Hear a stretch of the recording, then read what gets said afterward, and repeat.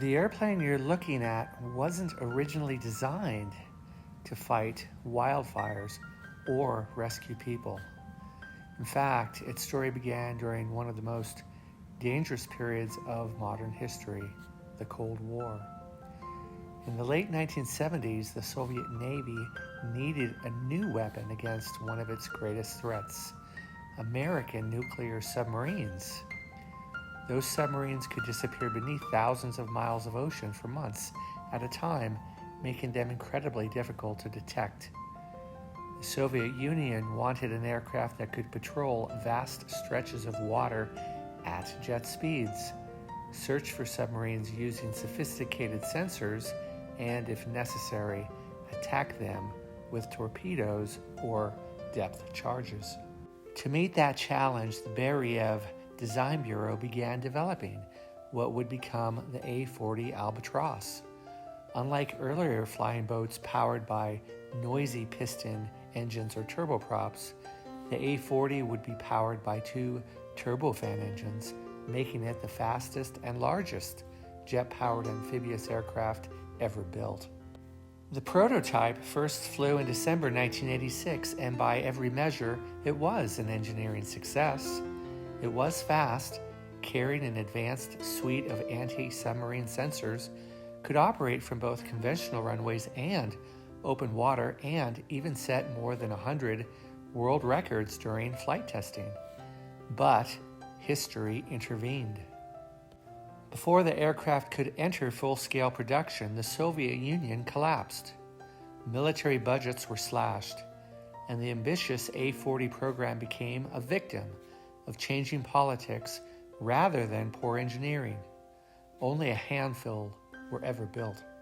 Russian engineers took the lessons learned from the Albatros and used them to design a smaller, more practical amphibious jet known as the Beriev Be-200, which is what you're looking at here.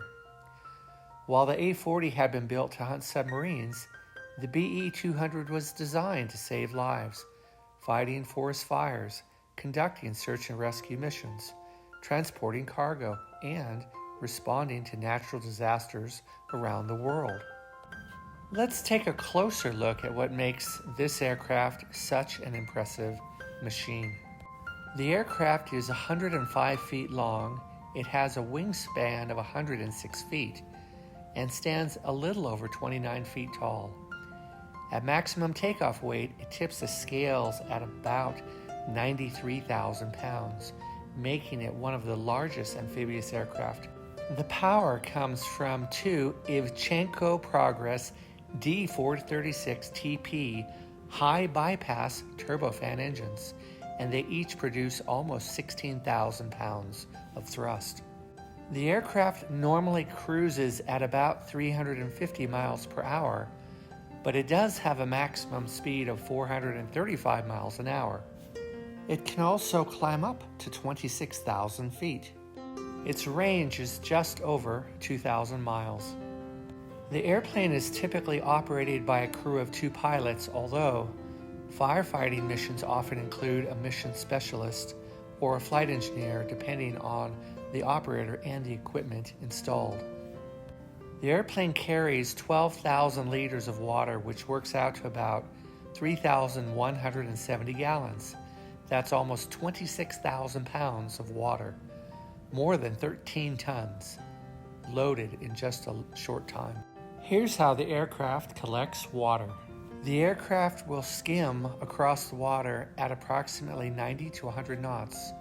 Then retractable scoops beneath the fuselage lower into the water.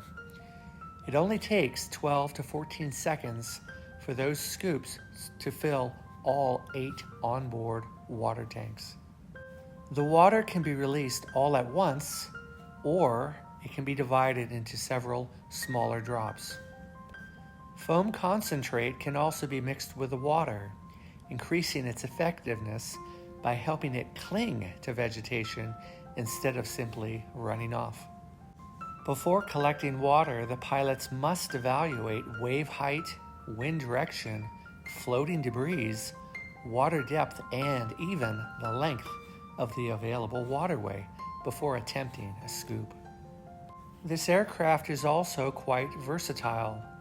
By removing the firefighting equipment, it can be configured for search and rescue, cargo transport, maritime patrol, environmental monitoring, or medical evacuation. Depending on the configuration, it can carry up to 72 passengers or about 16,000 pounds of cargo.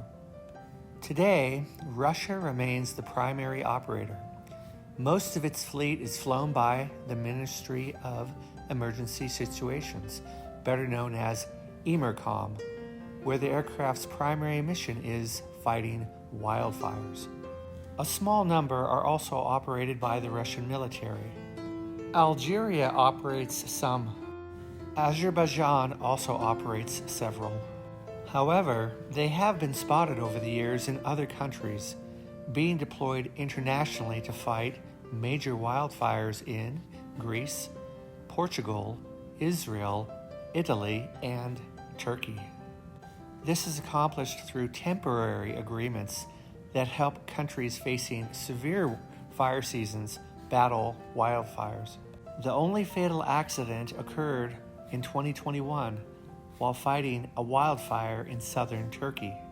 The aircraft, operated by the Russian Navy under contract to assist Turkey, had just completed a water drop when it struck a mountainside during its climb out. All 8 people on board, 5 Russian crew members and 3 Turkish personnel were killed. The investigation determined that the crash occurred in extremely challenging firefighting conditions.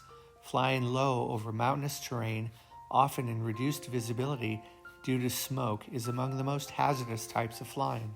Years earlier, in 2006, another one overran the runway while landing in heavy rain in Indonesia. The aircraft was damaged, but it was repaired, and no one got hurt.